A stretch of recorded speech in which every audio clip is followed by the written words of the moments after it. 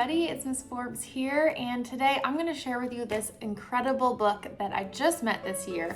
It's called Ada's Violin, the story of the recycled orchestra in Paraguay. And it's this incredible story of a community in Paraguay that picks up recycled materials from a landfill in their town, and they decide that they're going to make some musical instruments out of the recycled materials. It's a really incredible story, and I hope you enjoy it. Ada's Violin, the story of the recycled orchestra of Paraguay, written by Susan Hood, illustrated by Sally Wern-Comport. Ada Rios grew up in a town made of trash. Every morning at dawn, Ada heard the first garbage trucks rumble and roll down the road to Catera. Beep, beep, beep! Backing into the landfill, they tipped their loads up, and crash! The trash came tumbling down, 1,500 tons each day. Ada and her friends watched as the gancheros, recyclers, scrambled, tearing into plastic bags with long-handed hooks, pushing aside moldy produce and grabbing anything they could recycle or sell. The going rates? 5 cents for a pound of cardboard, 10 cents for a pound of plastic. This noisy, stinking, sweltering slum was not the most nurturing neighborhood. Ada watched, eyes wide, but she didn't say much. And yet she liked to imagine each garbage truck was a box of surprises. One never knew what might be inside. Her father had found appliances, toys, perfumes, and antique watches. One woman even discovered a small box full of gold jewelry. Little did Ada know there was a bigger surprise waiting for her in the landfill. Every day when Ada's parents went to work, Grandmother Miriam cared for Ada and her little sister, Noelia. Grandma loved to sing rock and roll songs from the 1960s. The girls grew up with the tunes of the Beatles, Simon and Garfunkel, and the Creedence Clearwater Revival. Ada loved to sing too, but only when no one was listening. Ada's dad brightened the night with stories and songs of great musicians. He turned up the radio and pointed out the sounds each instrument made. Ada heard one above all others. Zing! Went the strings of the violin. When the girls started school, Grandma returned to work as a recycler, collecting bottles and cans in the city. Classes let out at noon. Young Ada was in charge of Noelia until her parents were done with work. At first, the girls stayed close to home, playing with Grandma Miriam's doggies and making sand cakes in the dirt. Soon they joined their cousins, playing hide and seek or a game of handball in the streets. In time, they ventured farther afield, walking down to the bodega to get candy. But Ada noticed the teenagers hanging out in the alleys, grumbling about life in the landfill looming ahead. What would happen to them, to her, to her little sister? She watched as the older kids turned to gangs and got into fights. One day, when Ada was 11 years old, her grandmother saw a sign posted on the wall of a chapel. Violin, guitar, cello, taught Saturdays at 8 a.m. Fabio Chavez. How grandmother had longed to learn music.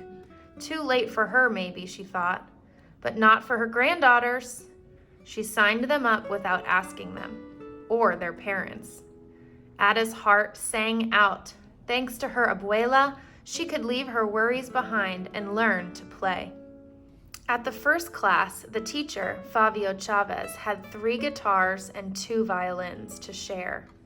Ada chose a violin right away, but 10 children had signed up. Frustrated, Ada and her friends found that there was not enough instruments to go around. And there was a bigger problem. Everyone quickly realized that the children would need to practice at home.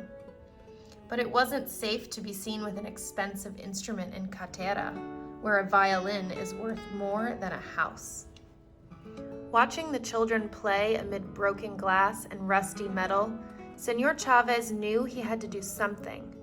He remembered a band called Les Luthieres that made its own instruments. That was it! he asked Nicolas Cola Gomez, a ganchero and carpenter, for help. Señor Gomez found a discarded drum with a big hole in it. What could he use to fix it? He picked through the trash and discovered an old X-ray film. Would that work?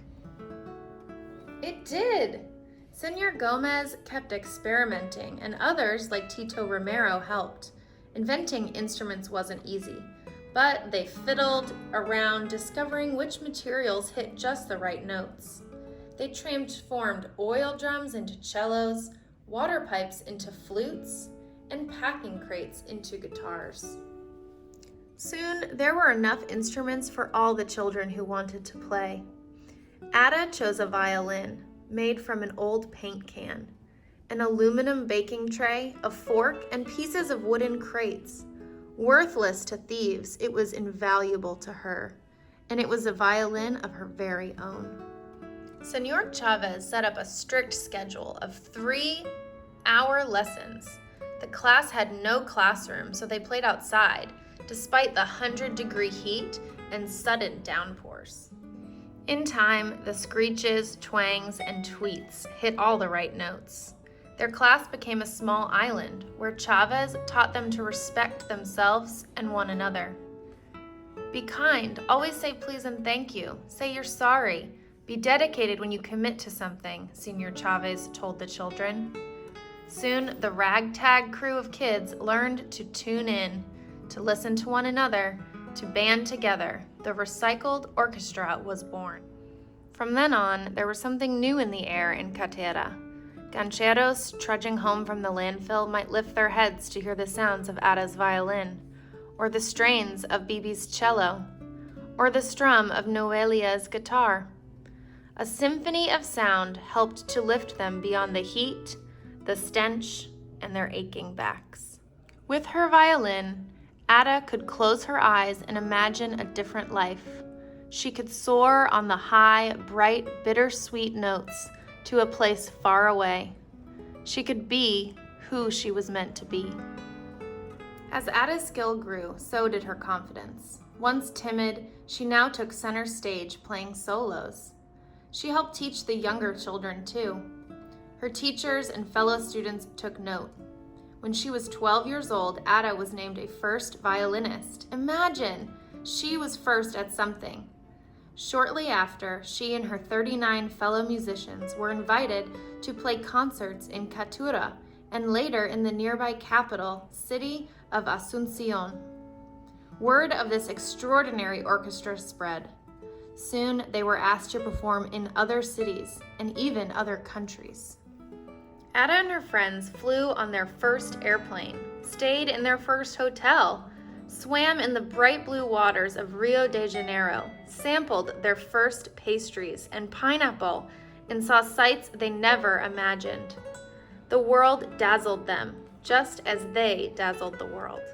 When Ada was 16, the orchestra received a very special invitation. They were asked to tour with a world-famous rock band. More than 35,000 people awaited them at their first concert stop in Bogota, Colombia. Ada was more than nervous. She didn't know how to enter or how to greet the audience. She went blank. She saw a giant stage with glaring lights and heard people screaming. But she didn't have to worry.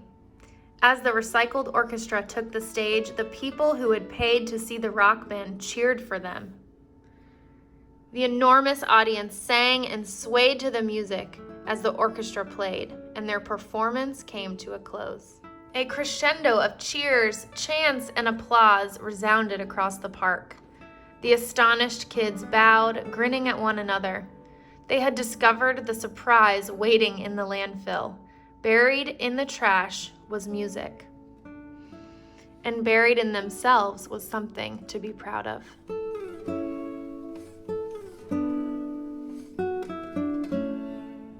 Wow, wasn't that an incredible story? I love this book, and I'm so glad that I was able to share it with you today. If you're interested in learning more about Ada and her fellow musicians and teachers, check out the links in the bottom of this video, and you can see what they're up to now. Hope you all enjoyed reading with me today, and stay well out there, and we'll talk again soon. Bye.